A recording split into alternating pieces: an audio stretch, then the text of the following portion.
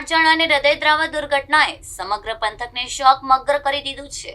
મળતી માહિતી મુજબ હાલી માતરિયા તળાવ નજીક આવેલા વર્લ્ડ ટ્રેડ સેન્ટરની દિવાલ અચાનક ધરાશાયી થઈ ગઈ હતી. દિવાલ તૂટી પડતા નજીકના એક મકાન પર ભારે કાળમાળ ખાબક્યો હતો. આ ઘટનામાં એક જ પરિવારના 4 સભ્યો કાળમાળ નીચે દબાઈ ગયા હતા. ઘટનાના પગલે વિસ્તારમાં અફરાતફરી અને ચીસાચીસનો માહોલ સર્જાયો હતો. સ્થાનિક લોકોએ તાત્કાલિક બચાવ કામગીરી શરૂ કરી હતી અને ફાયર બ્રિગેડને પણ જાણ કરવામાં આવી હતી. ઘટનાના સ્થળે પહોંચેલી ફાયર બ્રિગેડની ટીમે ભારે જહેમત બાદ બચાવ કામગીરી હાથ ધરી હતી. રેસ્ક્યુ ઓપરેશન દરમિયાન 2 મહિલાઓને જીવતી બહાર કાઢવામાં સફળતા મળી હતી. જો કે દુર્ભાગ્યે આ ઘટનામાં પિતા અને પુત્રનું કરુણ મોત નીપજ્યું હોવાનું સામે આવ્યું છે.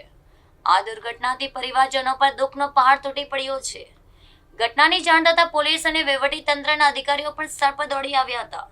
સમગ્ર મામલે તપાસ શરૂ કરવામાં આવી અને આ દુર્ઘટનાએ સમગ્ર વિસ્તારમાં અરેરાટી અને ગમગીનીનો માહોલ સર્જી દીધો છે. મારું નામ વસાવા સનભાઈ પ્રમોદ છે. હું હાલી માટે તલાવમાં રહું છું.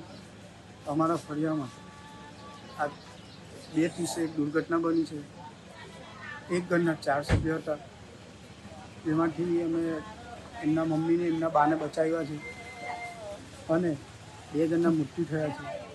શોપિંગ મોલ બને છે, એમની દિવાલ પડવાના કારણથી એમનું મોત થયું છે. શું નામ છે શોપિંગનું? શોપિંગનું નામ વોલ્ટેજ સેન્ટર 5 બત્તી અને તાત્કાલિક ફાયર બ્રિગેડની મદદથી અમે એમને લઈ બહાર કાઢીને એમને તાત્કાલિક સિવિલ હોસ્પિટલ લઈ ગયા અને ત્યાં જઈને અમે ડૉક્ટરે અમને કીધું કે ભાઈ 2 બાપ દીકરા એક્સપાયર થઈ ગયા છે. આશીષભાઈની જે ઉંમર છે એમની 20 વર્ષની છે અને જે એમના પપ્પા છે એમની 35 વર્ષની ઉંમર છે અને એમના મમ્મી એકલા થઈ ગયા અને જે આશીષભાઈ છે એમના મેં સગાઈ બી કરેલી છે